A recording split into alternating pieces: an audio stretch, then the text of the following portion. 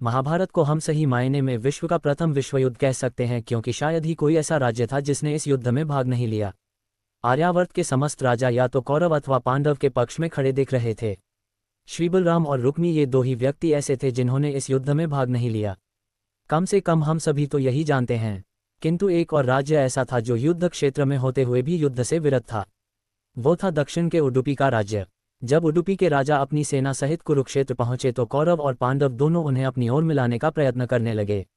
उडुपी के राजा अत्यंत दूरदर्शी थे।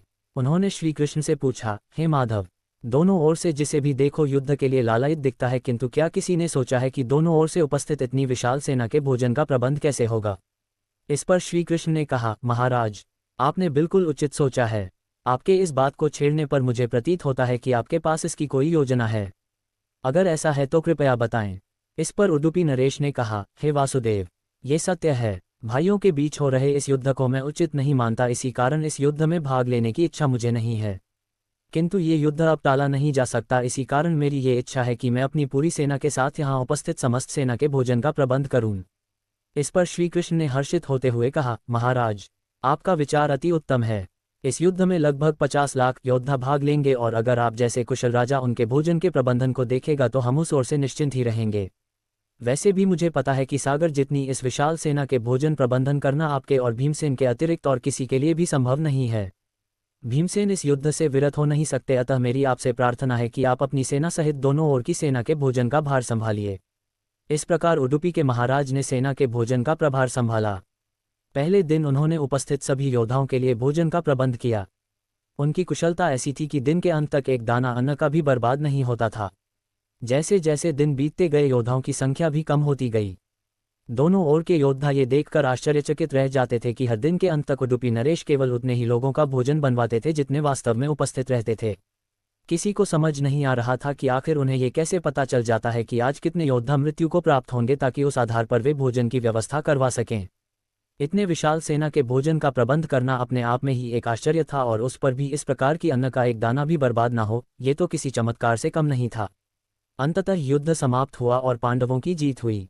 अपने राज्याभिषेक के दिन आखिरकार युधिष्ठिर से रहा नहीं गया और उन्होंने उडुपी नरेश से पूछ ही लिया, हे महाराज, समस्त देशों के राजा हमारी प्रशंसा कर रहे हैं कि किस प्रकार हमने कम सेना होते हुए भी उस सेना को परास्त कर दिया जिसका नेतृत्व पितामह भीष्म, गुरु द्रोण और हमारे ज्येष्ठ भ्राता कर्ण जैसे महारथी कर रहे थे।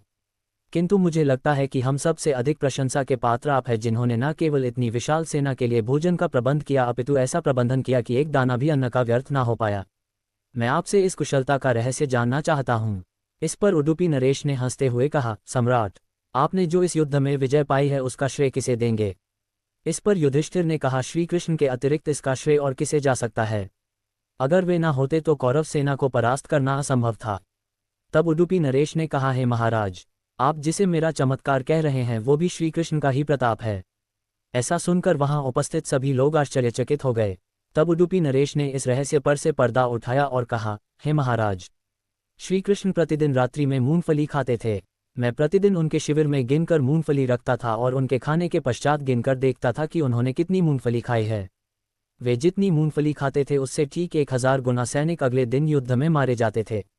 अर्थात अगर वे 50 मूंगफली खाते थे तो मैं समझ जाता था कि अगले दिन 50,000 योद्धा युद्ध में मारे जाएंगे। उसी अनुपात में मैं अगले दिन भोजन कम बनाता था।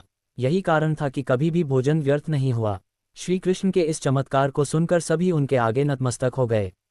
ये कथा महाभारत की सबसे दुर्लभ कथाओं में से एक है। कर्नाटक के उडुपी जिले में स्थित कृष्ण मठ में ये कथा हमेशा सुनाई जाती है। ऐसा माना जाता है कि इस मठ की स्थापना उडुपी के सम्राट द्वारा ही करवाई गई थी।